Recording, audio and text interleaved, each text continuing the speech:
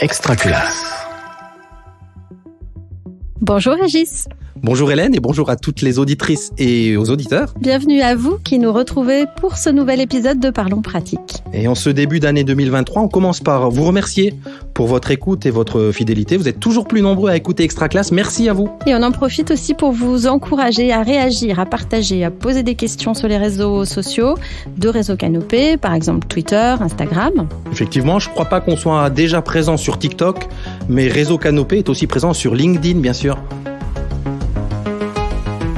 Régis, tu es bien placé pour savoir que le numérique éducatif, on en parle beaucoup, qu'on lui a prêté beaucoup de vertus qu'il n'avait pas forcément. Alors effectivement, Hélène, moi j'ai fait partie de ces techno-enthousiastes avec l'arrivée progressive des TBI, des tablettes et autres applications numériques. J'ai écumé à peu près tous les événements francophones dédiés au numérique éducatif depuis 2014, et c'est à peu près la date qui correspond, petite parenthèse, à la naissance de la direction du numérique pour l'éducation. Et figure-toi que dès 2014, mon petit mémoire de masterant qui interrogeait la place du numérique en classe disait sans grande originalité d'ailleurs, la pédagogie avant tout, sans elle, le numérique n'est rien. Alors, il y a quand même un domaine dans lequel le numérique peut avoir des effets notables et c'est pas moi qui le dis, c'est la recherche, a priori.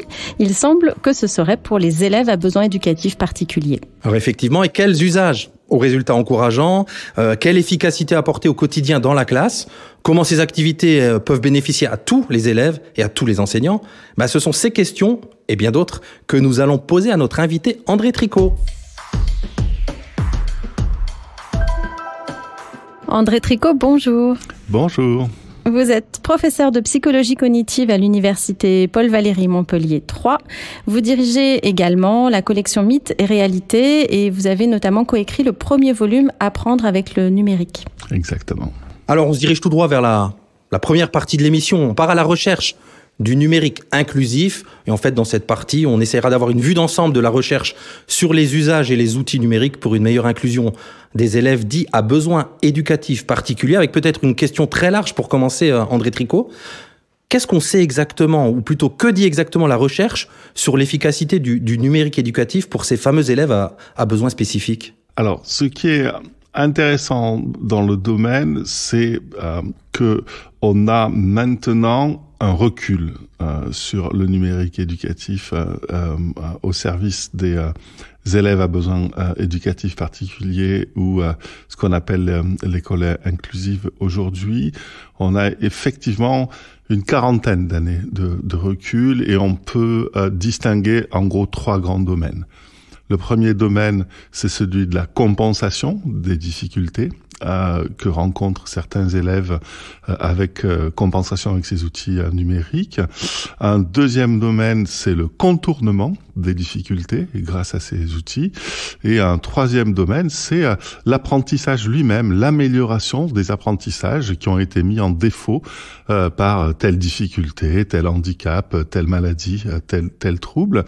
Et finalement, dans ces 3 grandes façons de répondre aux difficultés des élèves dans le cadre de l'école inclusive, on a une bonne ancienneté des outils numériques. Je sais pas, on peut prendre l'exemple le plus banal, le plus trivial possible, les besoins les élèves qui ont un handicap visuel. Il existe dans le domaine de la compensation, du contournement ou même de l'apprentissage des élèves souffrant de handicap visuel, des outils numériques qui depuis de longues années proposent des solutions et on peut aller dans tous les handicaps et tous les troubles. On trouve des outils numériques qui ont cette belle ancienneté et qui peut-être parce que chaque fois que la difficulté est bien définie, elle est précise, alors on trouve des réponses technologiques. Et effectivement, comme le disait Hélène en introduction, c'est peut-être un des domaines dans lequel on a les résultats les plus probants quant aux plus-values des outils numériques en éducation. Alors peut-être avant d'entrer dans le détail, en fonction des troubles, notamment de ce que la recherche a pu montrer par rapport à ces outils, est-ce que vous pouvez déjà nous donner vous avez parlé de compenser, contourner, est-ce que vous pouvez préciser ce qu'on met derrière, parce que c'est pas forcément évident comme ça. La compensation, c'est quand on allège l'effet d'un handicap ou d'un trouble. Une compensation, elle peut être légère ou elle peut être importante. D'accord? Donc, on a un trouble qui affecte, un trouble spécifique ou un trouble général, qui affecte une personne, et la compensation, c'est on va alléger cet effet. Tandis que le contournement, c'est vraiment, on va s'y prendre autrement. On va vraiment contourner le handicap, le trouble, pour essayer d'apprendre d'une autre manière. Par exemple, dans le cadre de troubles sensoriels ou de handicap sensoriel que je viens d'évoquer, ceux qu'on a l'habitude de faire passer de façon visuelle, on va le faire passer de façon auditive pour les élèves qui souffrent de handicap visuel. Par exemple, la sonorisation des images est un domaine dans lequel on est clairement dans le contournement. Puisque un élève avec un handicap visuel ne peut pas avoir une image, je sais pas, par exemple, on est en géographie, on travaille sur les reliefs, la sonorisation d'un relief est quelque chose aujourd'hui qu'on est capable de réaliser.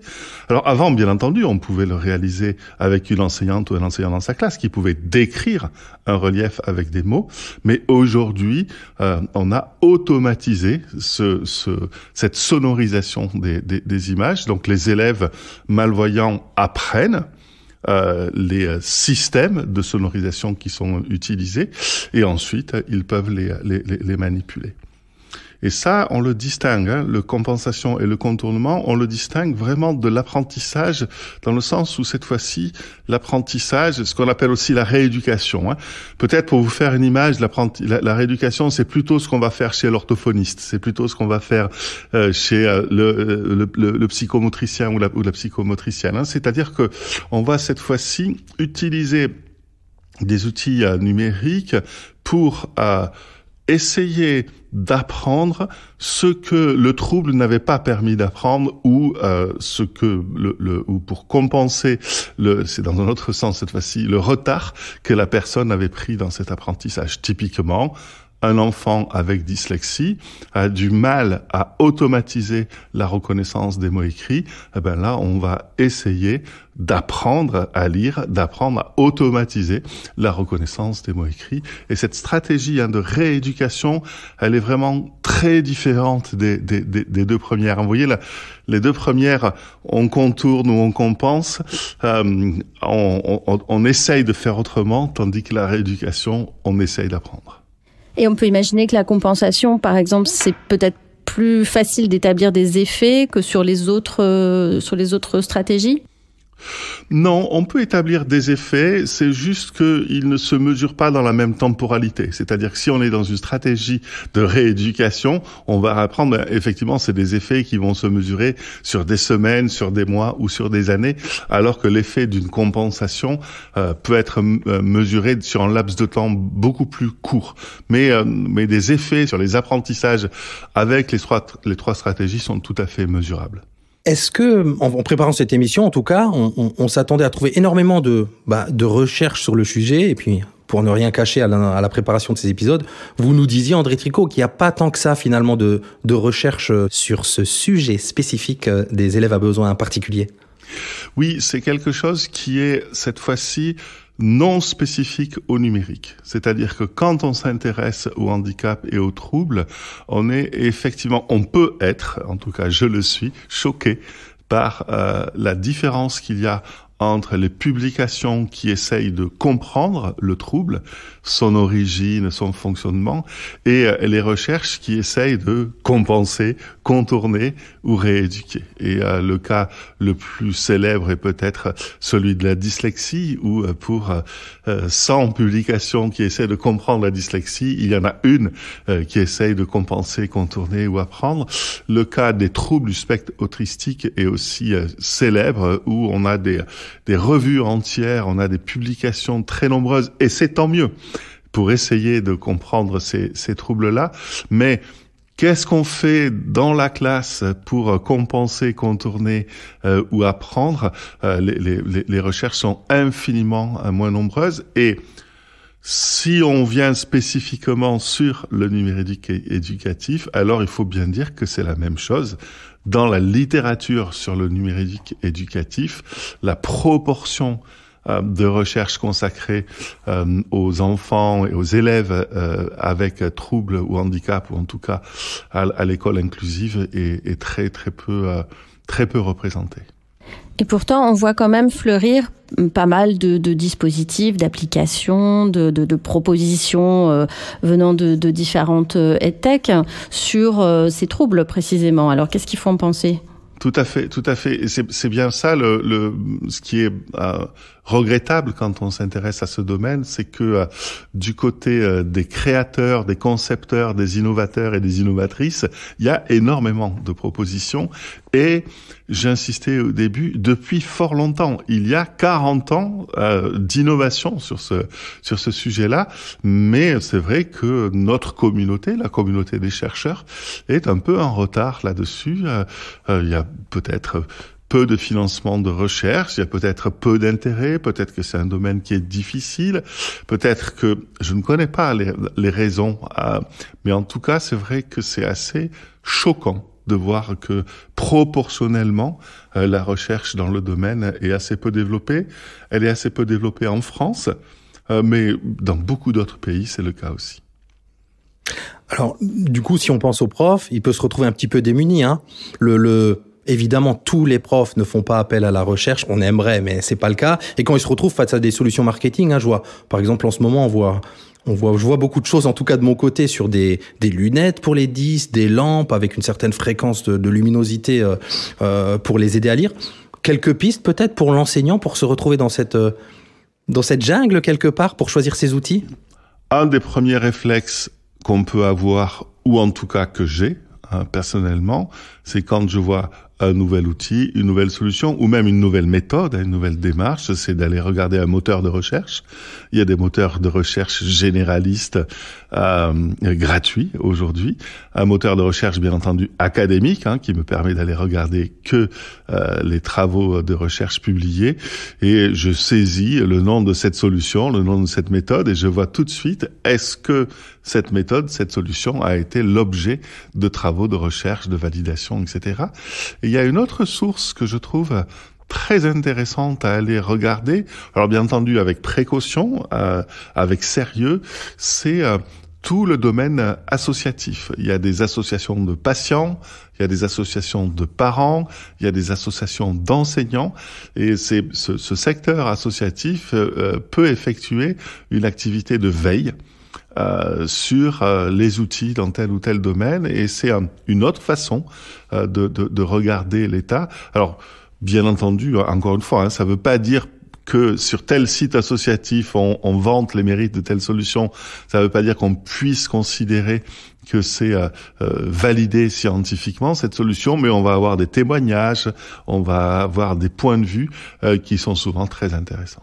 On va continuer à creuser sur ces usages et aussi peut-être sur l'accessibilité à ces outils dans notre deuxième temps. Le numérique, c'est pas automatique.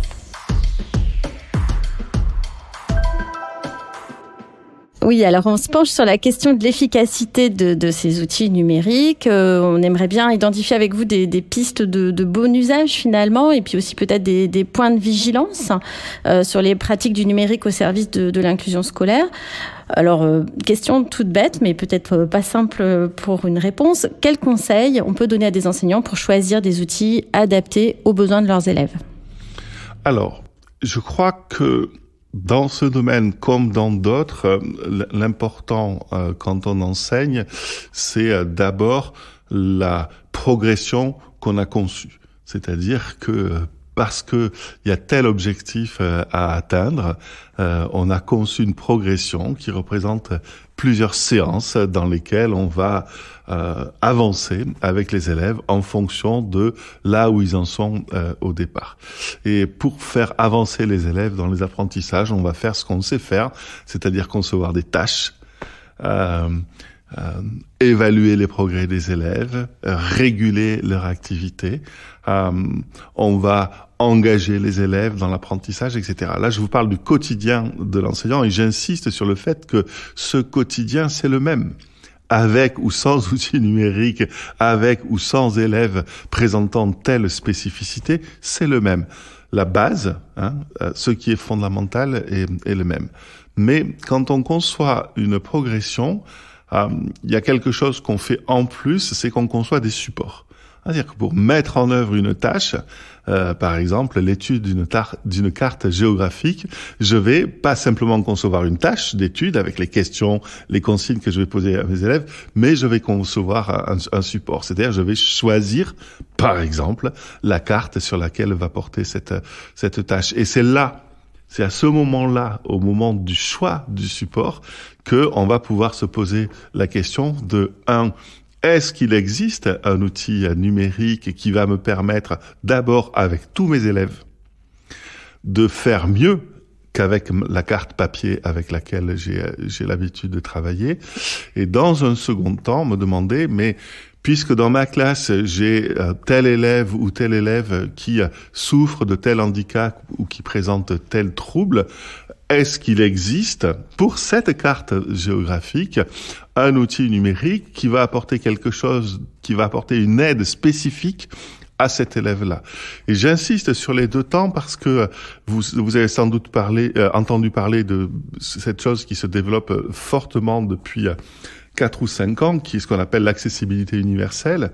Et l'accessibilité universelle, c'est pour moi, c'est ça, c'est de dire, dans un premier temps, est-ce qu'il n'existe pas une carte géographique qui va permettre à tous mes élèves de mieux apprendre? Et si cette carte permet à tous mes élèves de mieux apprendre, très bien. Et c'est parfois la question de est-ce qu'il existe une autre carte qui va permettre à tel élève d'apprendre mieux? Parfois, la question ne se pose pas parce que l'approche de l'accessibilité universelle, c'est ça. C'est j'ai trouvé un support qui va permettre à tous d'apprendre mieux. Enfin, j'insiste sur le fait que parfois, c'est même pas le support qu'on change. Parfois, c'est un aspect de la tâche. Parfois, c'est un aspect de la consigne qu'on va adapter, qu'on va changer. Et bien entendu, la plupart du temps, c'est la focalisation sur le support où on voit les plus-values du numérique. Il faut pas oublier que parfois, c'est vraiment une micro-adaptation sur un autre aspect de notre progression qui va faire que les élèves, dans le cadre de l'inclusion scolaire, vont mieux apprendre. On reviendra sur ces aspects pédagogiques un peu plus tard aussi dans l'émission. Un autre degré peut-être d'analyse un peu plus technique. On parle de ces outils et vous nous dites qu'il y a des outils formidables, parfois d'une richesse ou d'une finesse folle, vous disiez tout à l'heure, parfois très pointus.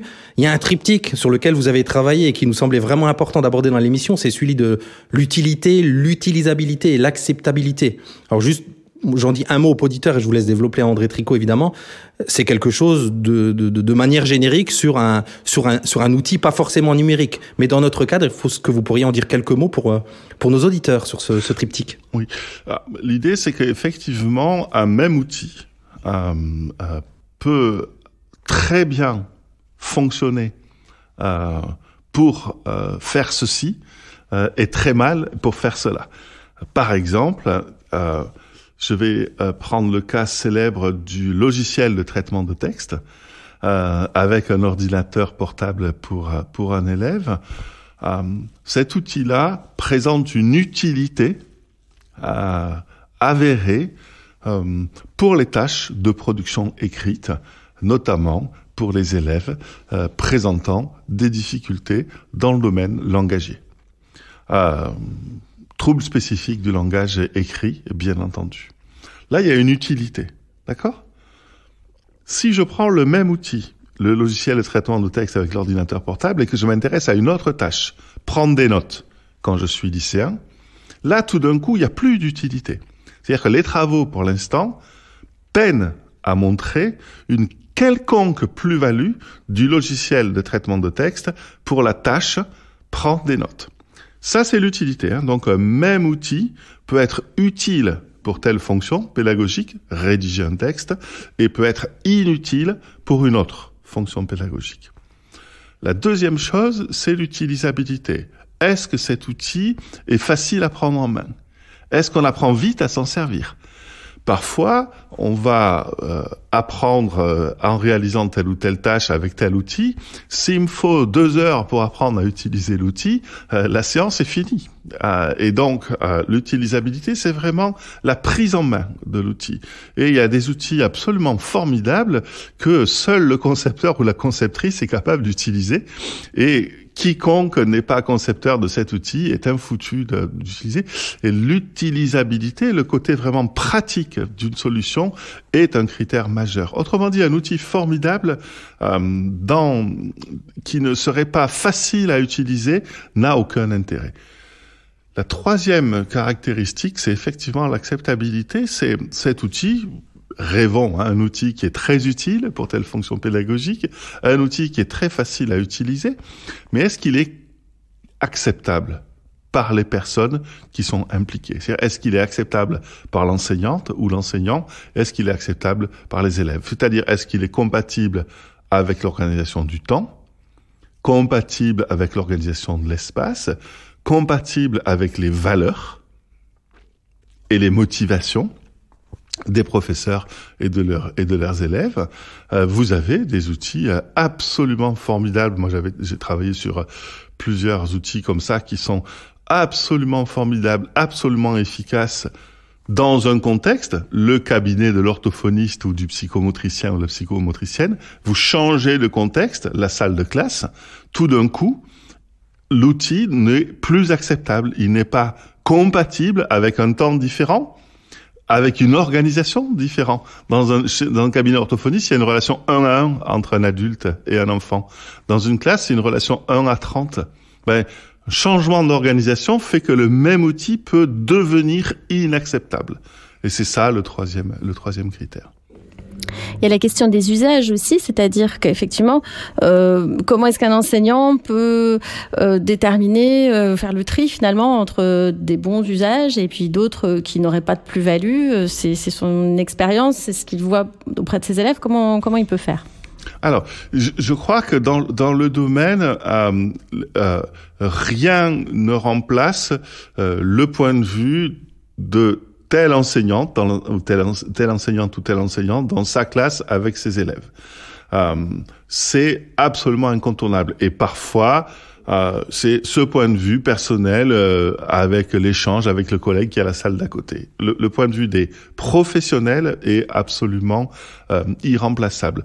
Mais ce que j'ai dit tout à l'heure, c'est que parfois, ce point de vue d'un professionnel, un jugement professionnel peut être complété par effectivement regarder est-ce qu'il y a de la littérature scientifique sur cet outil, est-ce qu'il a montré son efficacité ou est-ce qu'il l'a pas montré, et je crois pour moi que les deux points de vue sont hyper importants.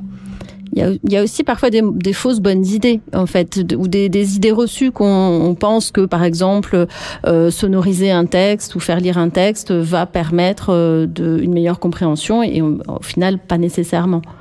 Tout à fait. Et c'est bien ça l'intérêt de confronter mon point de vue professionnel, les échanges que j'ai avec des collègues et de la littérature scientifique. Parce que effectivement, sonoriser un texte, quand on regarde, la plupart du temps, ça a peu d'effet d'amélioration, ou alors, sans doute qu'il y a un travail de conception de la sonorisation des textes qui est très important à faire. Par exemple, insérer des pauses dans le texte, par exemple, bien travailler la prosodie quand on travaille à l'enregistrement d'un texte. Mais j'insiste sur le fait que même si la littérature montre que sonoriser un texte, généralement, n'améliore pas la compréhension par rapport à un texte écrit, vous pouvez très bien trouver une fois une enseignante qui, dans le cours de celui-là et pas un autre, avec ses élèves et pas à d'autres, a absolument amélioré les choses dans cette situation-là. Ce qu'il faut bien voir, c'est que les recherches dont je parle ne s'intéressent qu'aux effets moyens.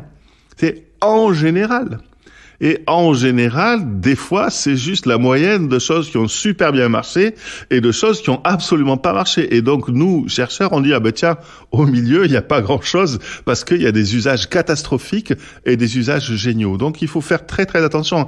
Les résultats de recherche ne rendent compte que des faits moyens. Et ils ne doivent jamais masquer le fait que un usage particulier peut avoir à un moment donné, dans un contexte particulier, avec des individus particuliers, un effet absolument positif ou un effet absolument négatif. Ben ça, c'est passionnant et ça fait le lien tout fait avec la troisième partie de l'émission. On a promis qu'on revenait à la pédagogie, donc de la pédagogie avant toute chose, comme disait le poète numérique. Et donc, dans cette troisième et dernière partie, on va tenter quelque part, mais on a déjà commencé à remettre l'église pédagogique au centre du village numérique. Et effectivement, ça a été abordé déjà au cours de l'émission un petit peu. On aurait très envie que le numérique ait quelque chose du solutionnisme. Quand on est enseignant, on se dit, tel élève est 10, hop, une police 10. Et déjà, j'ai l'impression d'avoir pu faire quelque chose. Tel autre, il a du mal à comprendre un texte et hop, je sonorise le texte et j'ai vraiment l'impression d'avoir solutionné quelque chose. D'ailleurs, pour preuve, pour proposer pas mal de formations numériques en présentant des outils, on fait toujours un carton plein parce que les enseignants sont évidemment avides de solutions.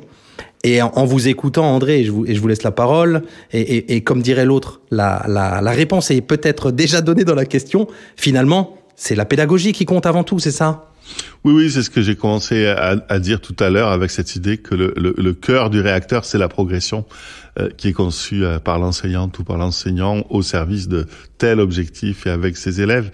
Et j'insiste là-dessus parce que tous les enseignants aguerris savent très bien que cette progression que j'ai conçue l'an dernier et qui a super bien marché, cette année, j'ai une classe différente, avec une ambiance différente, avec des élèves différents et je sais que je vais changer ma progression juste parce que mes élèves ont changé, juste parce que c'est pas les mêmes. Et donc, l'idée, c'est que le métier d'enseignant, c'est qu'à chaque fois, on conçoit des solutions particulières. Ainsi, faire classe, c'est concevoir une solution. Ce sont des solutions particulières. Mais effectivement, les outils numériques, comme j'allais dire les méthodes d'enseignement, sont tout simplement des boîtes à outils qui sont à notre service et qui peuvent nous aider à concevoir des solutions plus efficaces. Et donc, c'est tout simplement de pas faire la confusion entre la solution qui est ce qu'un enseignant conçoit pour faire classe et l'outil qui vient nous aider à concevoir une solution plus efficace. Et je trouve, là je prêche un peu pour ma paroisse puisque je travaille depuis 30 ans dans le numérique éducatif, mais je trouve que dès qu'on a mis les outils numériques à leur place d'outils, les plus-values sont quand même impressionnantes, quoi. C'est-à-dire les choses qu'on peut faire au service de l'école inclusive et de façon générale au service de l'école sont absolument extraordinaires. Enfin, moi, je me rends compte, l'exemple très banal que j'ai évoqué tout à l'heure, de une tâche de production écrite. Vous êtes élève en 6e ou en 5e, vous avez du mal avec le graphisme, vous avez du mal avec l'orthographe. Écrire un texte, c'est un cauchemar. Vous remplacez l'écriture d'un texte par la production d'un texte avec un logiciel de traitement de texte, tout d'un coup, vos difficultés en graphisme sautent. Tout d'un coup, la moitié de vos difficultés en orthographe sautent. Et donc, tout d'un coup, la tâche produire un texte devient à votre portée d'élèves de 6e ou 5e, alors qu'elle n'était pas à votre portée quand il s'agissait d'écrire à la main. Pardon de donner un exemple aussi banal, mais pour dire, il y a des choses qui vraiment, je vais être trivial, mais décoincent des situations. J'aime bien toujours rappeler cet exemple du traitement de texte, voilà, sans aller chercher des choses qui vont faire des paillettes, sans aller chercher des choses qui sont épatantes, mais peut-être les choses les plus banales du monde. Et pour finir sur le traitement de texte, je crois que, et j'aime beaucoup cet exemple aussi parce que tous les enseignantes et les enseignants savent que mon rôle de prof continue aussi dans la façon de faire utiliser le traitement de texte, parce que un élève peut très bien, en tant qu'enfant, avoir un ordinateur chez lui et l'utiliser tous les jours. Il ne sera pas habile avec un logiciel de traitement de texte. Ça, on sait que c'est très socialement déterminé, hein, ça dépend des familles dans lesquelles on va initier nos propres enfants au traitement de texte ou pas. Et donc, mon rôle de prof, il est aussi dans la façon d'utiliser cette solution. Ici, la solution étant le traitement de texte. Alors, pour aller dans le sens de ce que vous dites, peut-être une question un peu de conclusion plus générale. Est-ce que, d'après vous, le numérique peut contribuer à une école plus inclusive, voilà, de manière générale, c'est-à-dire sans même s'arrêter aux élèves à besoins particuliers? Oui, bien sûr, sans aucun doute. La seule chose, c'est que je crois que contrairement à d'autres domaines de notre vie, la réussite de l'école inclusive avec ces outils numériques, c'est des petites touches, c'est des petites choses. Ce que j'essaie de dire, c'est que c'est pas une révolution du type avant on savait pas faire, maintenant on sait faire. C'est chaque fois des petites choses ponctuelles qui vont apporter une meilleure solution qui de toute façon a été conçue par une enseignante, un enseignant. Et c'est ça, ou pour le dire autrement avec un mot plus, en fait, c'est de la complexité. C'est juste, voilà, on agit sur un grand nombre de points et les outils numériques sont quelques points parmi tous ceux qu'on met en œuvre quand on est au service de l'école inclusive. Alors nous nous acheminons doucement vers la fin de cette émission et en général on parle de l'inspiration de l'invité.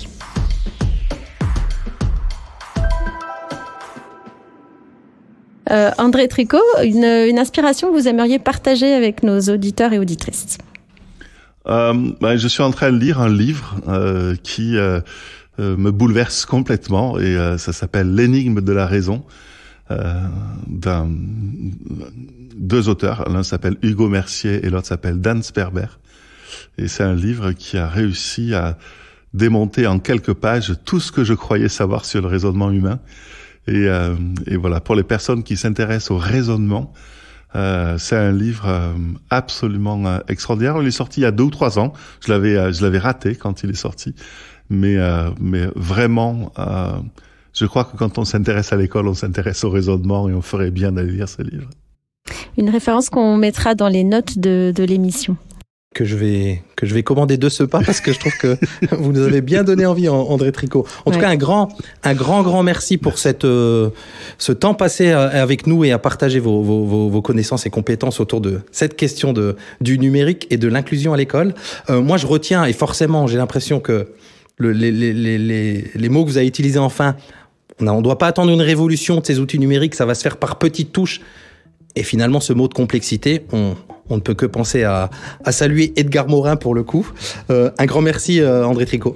Merci à vous. Merci à vous, chers auditeurs et auditrices, d'avoir écouté cet épisode de Parlons Pratique. On se retrouve comme toujours le dernier mercredi du mois pour le prochain épisode.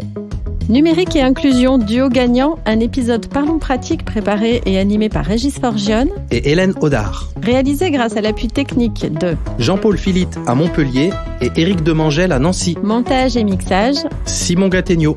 Coordination de production Luc Taramini, Hervé Thury et Magali Devance. Directrice de publication Marie-Caroline Missire. N'oubliez pas de nous retrouver sur votre plateforme de podcast préférée ou sur extraclasse.réseau-canopé.fr où vous pourrez écouter et réécouter tous les épisodes dès leur sortie. Une production Réseau Canopé 2023. Finalement, c'est bien passé cette émission, même si notre deuxième invité était absent en dernière minute. Oui, et puis finalement, on peut toujours le retrouver dans l'épisode dédié au Fab Lab à l'école. Oui, c'est vrai. Extraclasse.